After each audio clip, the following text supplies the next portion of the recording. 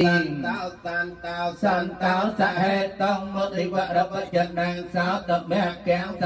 keng sam bê thì cha có ba lệ thì cha tha ti bia chập ram mà nó giang âm hê cả tăng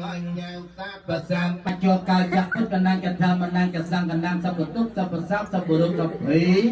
sa thì mưa kêu ca chân này sa bút sáp trai việt sai ya dư sắpចូលប្រកេន